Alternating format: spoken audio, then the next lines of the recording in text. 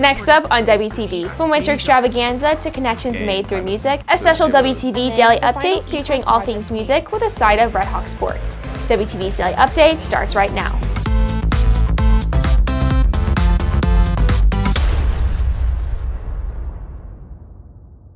Hey there, Hawk Nation. Today is Friday, December 15th, and I'm Karina Groskov with today's Daily Update, brought to you by Wingspan TV. Holiday spirit is reaching a crescendo on campus as Winter Extravaganza continues its two-night run tonight. WTV's Sadie Johnson has the details. Campus's art programs are back at it tonight for the final night of the annual Winter Extravaganza. All programs, including choir, band, orchestra, color guard, and Red Rhythm, take part in the event and have been working on their performances. For our Winter Extravaganza, we kind of have like rehearsals after school and during advisory. After school, we do run-throughs with all color guard, band, orchestra, everybody, and during like advisory, it's just in our choir classes that we sing through the songs and make sure everything's right. So I'm in Camerata Orchestra, and then our group is going to be playing 4 pieces on stage, but I myself will also be doing a small ensemble with some other orchestra members, as well as playing guitar for choir. So as Camerata Orchestra, we're doing 2 pieces with band, 1 piece with band and choir, and then 1 piece with just choir. Both nights are sold out, with students such as Ashvita Suresh Kumar excited to have a large audience. I'm excited about all of us like playing together. It sounds a lot cooler, and a lot more people come to like the extravaganza when it's like all the fine arts put together. So that's really nice. Tonight's performance begins at 7 p.m. in the auditorium. Reporting for WTV, I'm Sadie Johnson. With the Winter Extravaganza underway on this week's edition of My Life As, WTV takes a look into the life of choir director Tony Ugolini.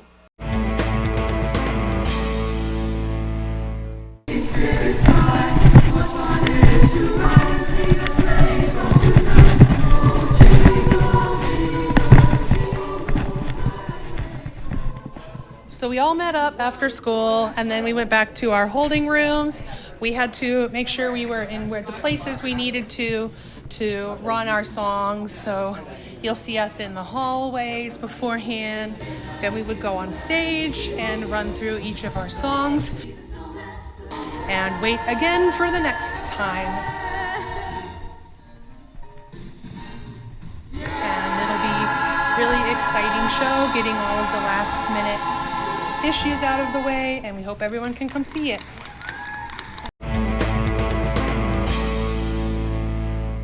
Group projects are a common thing in many classes on campus, but one group of students took a project and turned it into a music video, shot on site in downtown Dallas. A semester staple project, an economics rap battle.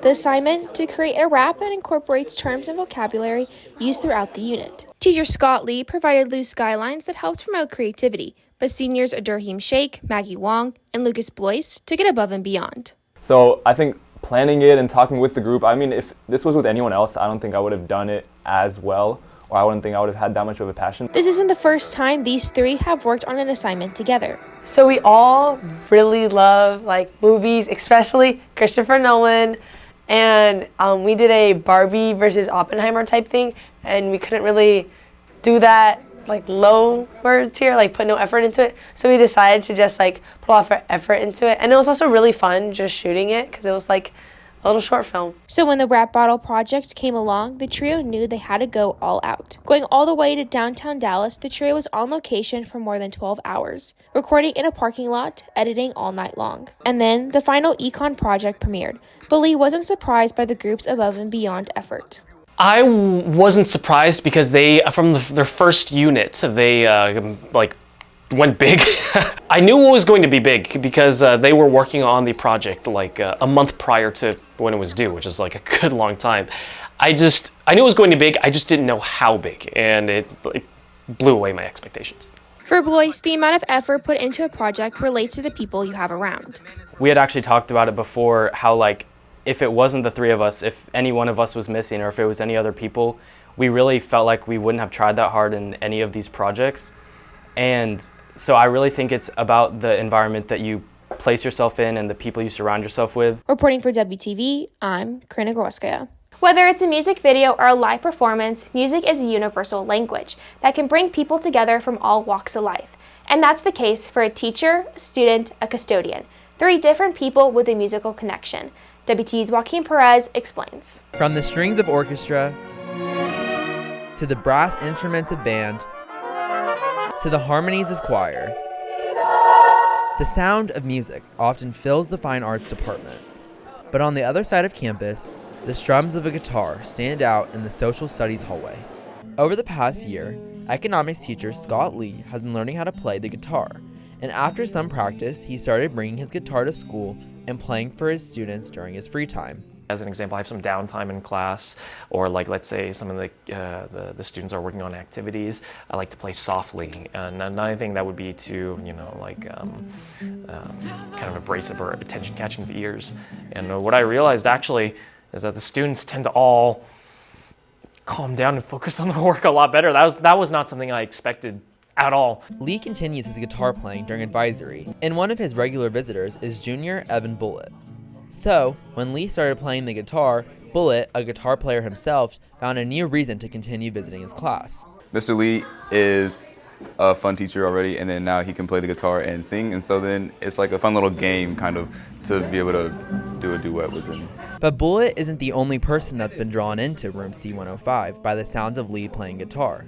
One afternoon, custodian Min Gwen walked in, and a musical connection was sparked. A lot of the times the janitors will come into like a teacher's classroom during their conference period, empty out some trash. And so comes in, throws the trash out, and then because I have my guitars in my classroom, he sees the guitar, and then he doesn't speak any English, so I had no idea what he was saying, but he immediately points to it, and I could tell he was asking, oh, can I play your guitar? And of course I said, yeah, of course, go ahead. What would come next caught Lee off guard. He picks up the guitar, and then completely unexpectedly, he starts to, he is like a phenomenal virtuoso. He's playing some sort of like flamenco or Spanish or Italian style guitar music. Học guitar ở Việt Nam là Hachikun Việt Nam, nhạc trẻ, nhạc Pháp trong lúc đi làm lấy vệ sinh thì gặp giáo viên là trao đổi rồi gọi chơi guitar. He's wonderful at it. It was really awesome. He's very, very good and he's like a very nice guy, and that really brightened my day. Reporting for WTV, I am Joaquin Perez. Whether it's a teacher strumming a holiday tune on his guitar or two friends talking, there's always some debate on when people should start celebrating or listening to holiday music. WTV's Natalia Soto tries to get the answer in this week's Real Talk. Hey there, Redhawks. It's Natalia Soto with another edition of Real Talk, and today I'm going to be asking students about holiday music. When do you start listening to Christmas music? In November, like Thanksgiving time. Like the weekend after Thanksgiving. The day after Thanksgiving. All right. What do you think, in your opinion, is the best Christmas song? I really like Let It Snow, specifically the Frank Sinatra version. Frosty the Snowman. Okay. All I Want for Christmas Is You. Good. That's good. Do you prefer Christmas or Halloween music? Christmas. Why? Because I don't really know what Halloween music is. Like the monster one. Christmas music. Okay. Christmas 1000%. Why? It's just better. 100% Christmas music. Me too. Reporting for WTV, I'm Natalia Soto. Moving away from the sounds of music, it's on to the latest in sports, where the girls' basketball team tips off district play tonight. Here's WTV's Luke Bishop. With high hopes for the season, boys soccer is taking on McKinney High School in a scrimmage tonight at the Nest. Sophomore Joey Mediaseja thinks this match is a good way to prepare for district starting January 23rd. Good. Hopefully we can win a couple games, maybe make it to playoffs. Staying on the pitch, girls soccer is scrimmaging 6A Prosper Rock Hill tonight at Prosper Rock Hill at 5:30. Moving to the court, the defending state champs begin their quest to repeat as the push for the playoffs officially begins. The Redhawks' first district opponent is one of the teams that's been the team's biggest challengers in district play in recent years, the Memorial Warriors. The game tips at 7 p.m. tonight at the Nest. Reporting for WTV, I am Luke Bishop. Since the school's opening in 2006, wrestling has been a part of the Redhawk athletics program. This year, though, the school hired its first female wrestling coach, making Redhawks history. Joining me now is WTV's Ryan Shapiro. Thanks, Karina. Over the summer, the school hired assistant wrestling coach Vivian Espinoza. While this isn't the first school that she's coached at, it's just the district's third female wrestling coach they've hired. First, it was Los Fresnos, then it was Lovejoy. Now, assistant coach Vivian Espinoza is here with the Redhawks. At her previous stops, she was tasked with coaching other sports like track, volleyball, and basketball. But here on campus, Espinoza is happy to coach just wrestling. It's a different sport. So I love the sport because it's not like any other sport.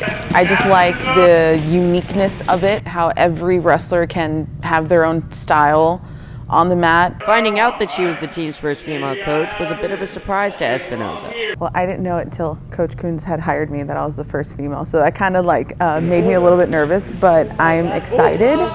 So when I became head coach, I knew one of the first things I wanted to do is hire a female coach. I think it's important to help grow the sport of girls wrestling, and to do that, you need a female coach in a male-driven sport.